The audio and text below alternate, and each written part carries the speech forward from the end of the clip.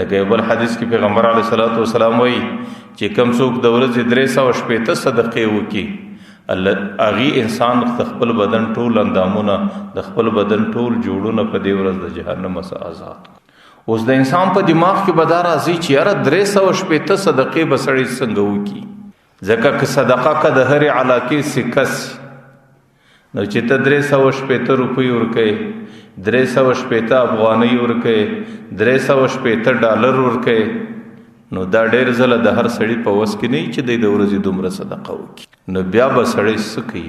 د پیغمبر علیه الصلاۃ والسلام د دغه سوال جواب ډېر ښه پیش کړی دی چې ګوره صدقه صرف د روپۍ او د سکې پورې نه ده چې ته به روپۍ او سکه صدقې راتې بس دا ستا دپاره صدقه ده، بلکې د انسان په زندگی کې، د انسان په ژوند کې الله تعالی بعضې داسې اعمال د انسان او مخ ته ایښي دي چې سړی هغه اعمال سر ته رسوي، الله تعالی په صدقو کې ورشماري او د هغې اعمالو د صدقې په خاطر الله تعالی د دغه نعمت شکر ادا کوي. د دې څه وروسته پیغمبر علیه الصلاۃ والسلام وایي په کل تسبیح صدقه، یو سړی چې د ورځې یو ځل سبحان الله وایي دا صدقه ده. وکل تحمید صدقه، یو سړی الحمدلله وایي دا صدقه ده. وکل تهلیل صدقه، یو سړی لا اله الا الله وایي دا صدقه ده. وکل تکبیر صدقه، یو سړی الله اکبر وایي دا صدقه ده. نو سبحان الله والحمد لله ولا اله الا الله والله اکبر کداغه کلمې د ورځې سړی سلور ور وایي دا سلور صدقې دي، کداغه کلمې سړی د ورځې سلور وایي دا څلور سوه صدقې دي، ځکه پر دې هره کلمه باندې جلا جلا صدقه ده.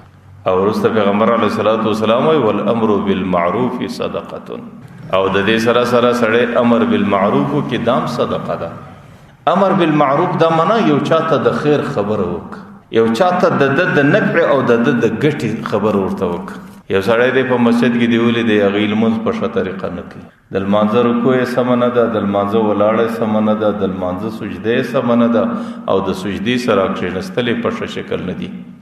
نو تا په تنهایی کې د خلکو په مخ کې نه، په تنهایی کې په یکړوالي کې د ورورګلوۍ او د غمخوارۍ او د همدردۍ په شکل باندې هغه سړي ته ووایه چې سړی دا ستا په لمانځه کې تعدیل د ارکانو نسته، ستا لمونځ نه دی سم، ستا سجده و رکوع بیکاره ده، او چې په کوم لمانځه کې تعدیل د ارکانو نه وسي د هغې لمانځه راګرځول ضروري، نو پر تا باندې د لمانځه دوباره راګرځول ضروري دي.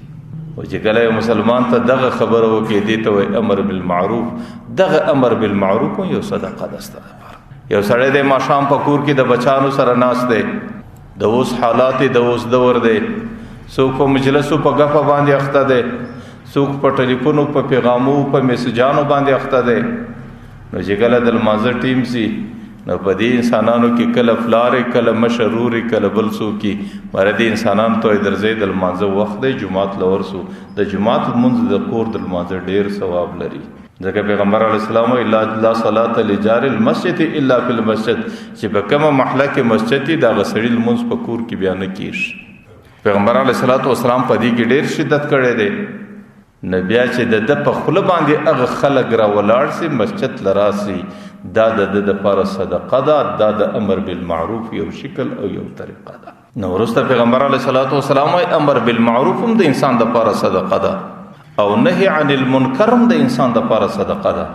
نهی عن المنکر دا معنا چې یو څوک په یو نامناسب عمل باندې اخته وي او د هغې د شانه سره عمل مناسب نه وي یا هغې د عمل کولو په خاطر باندې په ګناه کې مبتلا وي، نو ته په ښه طریقه د تنهایی په طریقه د محبت او د ورورګلوۍ په طریقه باندې هغه سړي ته دا خبر وکړي چې دا عمل ستا سره مناسب نه دی. د نامناسب عمل کولو پر وخت باندې یو څوک د نامناسب عمل سره ګرځول یا د یو مناسب عمل کولو پر وخت باندې یو چاته د دې عمل کولو ترغیب ورکول، نو دې ته امر بالمعروف او نهی عن المنکر وایي. او امر بالمعروف او نهی عن المنکر د انسان دپاره صدقه بلل کیږي، او امر بالمعروف او نهی عن المنکر دا د انسان فریضه بلل کیږي، دا د انسان دپاره ضروری عمل بلل کیږي، دا د مسلمان خاصیت دی، دا د مسلمان د لازمی احکامو څخه ده. لکه پر موږ او تاسو باندې المنځ فرض دی، پر موږ او تاسو باندې روژه فرض ده، پر موږ او تاسو باندې حج فرض دی، د غرقم پر موږ او تاسو باندې امر بالمعروف او نهي عن المنکر فرض دی. چې کله مسلمان پر نامناسب کار وویني، چې کله ستا سره د خبرې وسې، نو هغې ته باید چې خبر وکړي چې دا کار مناسب نه دی. چې کله د شوک شکار ځای رالی او ستا سره د وینا طاقت ستا، نو باید چې مسلمان ته ووایي چې دغه ښه عمل دی، باید چې ته یې وکړي. خو لیکن دی کې چند خبرې ستا. یو خبره دا ده چې ستا سره به د وینا کولو طاقت یي، ته به هغه سړي ته د امر بالمعروف او نهي عن المنکر وینا کولی سي. بیا ستا دپاره ضروري عمل دا دی چې ته به امر بالمعروف او نهي عن المنکر کوي. او دویمه خبره دا ده چې د دې امر بالمعروف او نهي عن المنکر سبا د فتنې ولاړېدلو اندېښه نه وي، چې دا خبره اخري جنگ ته رسیږي، دا خبره اخري حسد ته رسیږي، دا خبره اخري بغض ته رسیږي، او دا خبره عناد ته رسیږي، او د دې څه فتنه جوړیږي.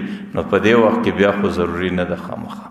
او د دې سره سره ستا بنیت د همدردي، ستا بنیت د غمخواري، او ستا بنیت د ورورګلوي او د شفقت.